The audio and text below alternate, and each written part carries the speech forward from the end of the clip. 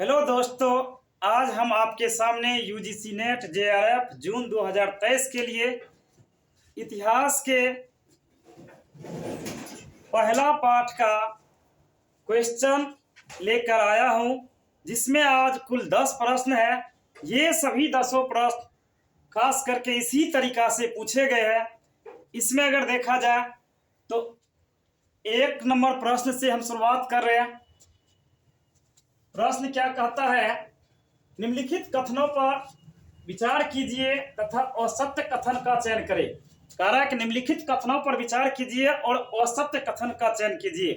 कथन नंबर 1 में क्या है कि ब्रिटिश इतिहासकार, क्या नाम है, ए.एल. वासम ने पुस्तक लिखा है वंडर दैट वाज इंडिया 1951 में।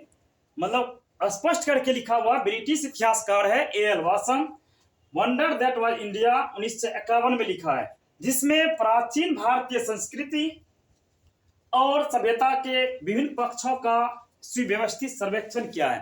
कह रहा है कि इसमें असत्य को चुनना है, लेकिन 1 नंबर पूरा सत्य है कि ब्रिटिश इतिहासकार है AL. Vaasam, wonder that was India लिखा है 1951 में, ये सही है। जिसमें प्राचीन भारतीय संस्कृति और सभ्यता का विभिन्न पक्षों का सुव्यवस्थित सर्वेक्षण किया, यह भी सही है। फिर 2 नंबर में कहा डी.डी. कोसाम्बी ने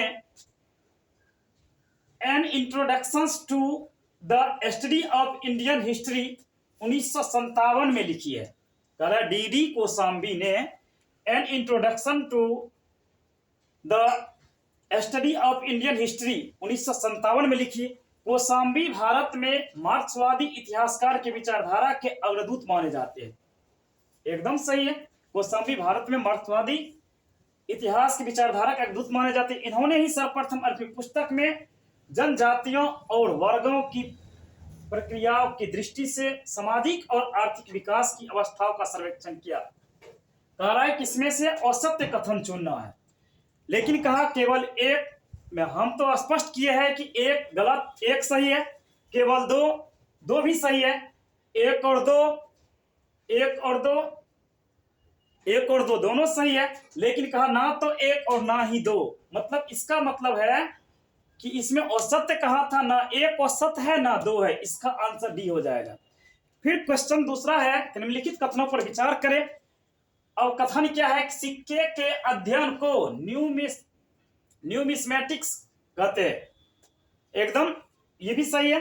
पकाई गई मिट्टी के बने सिक्के के साँचे अधिकांशतः कुषाण काल के है। फिर इसके बाद क्या कहा, इसमें सत्य कथन का चुनना है।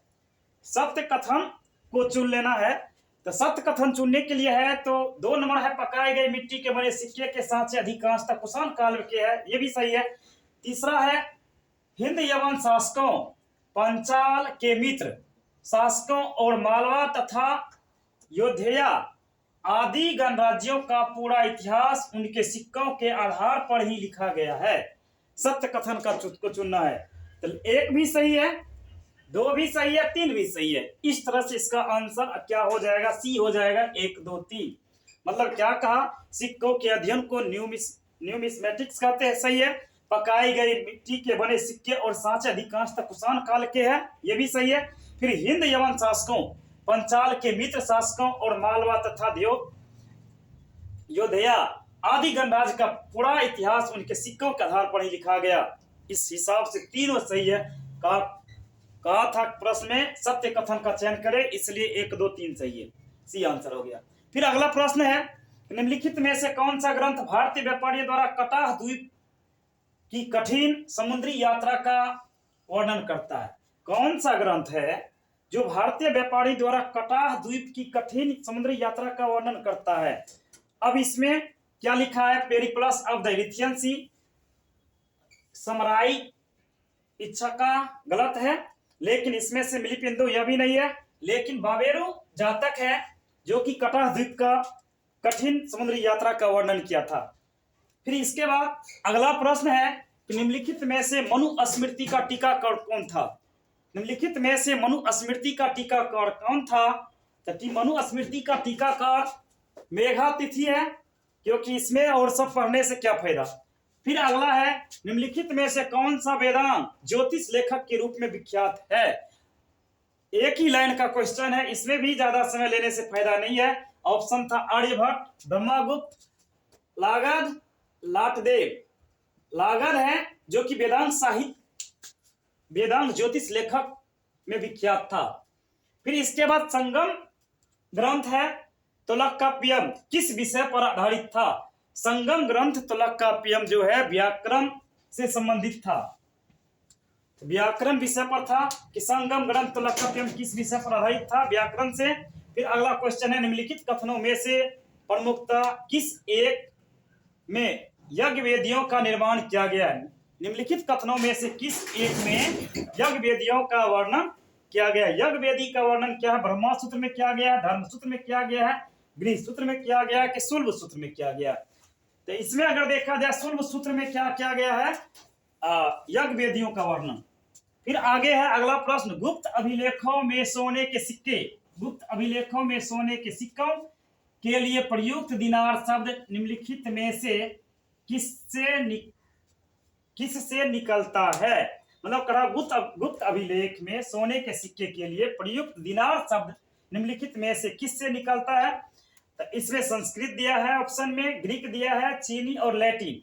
लेकिन इसमें दिनार शब्द का प्रयोग अगर अभिलेख में किया गया गुप्त अभिलेख में तो ग्रीक शब्द से निकला है वह। फिर अगला है लास्ट 10वां क्वेश्चन है कि कुमार गुप्त के मंदसौर अभिलेख में वर्णित श्रेणी संगठन का नाम क्या है? मतलब कुमार गुप्त का जो मंदसौर अभिलेख है उसमें वर्णित श्रेणी संगठन क्या है? तो इसमें वर्णित श्रेणी संगठन जो है तंतुवा है। इस तरह से आज 10 प्रश्न था। इसके बाद जो प्रश्न आएगा 10 प्रश्न, 12 प्रश्न, 15 प्रश्न भी हो सकते हैं, लेकिन इस पाठ का जितना भी प्रश्न है आगे के वीडियो में हम दे देंगे। आप अगर लिखना चाहते हैं तो स्क्रीनशॉट लेकर लिख सकते हैं।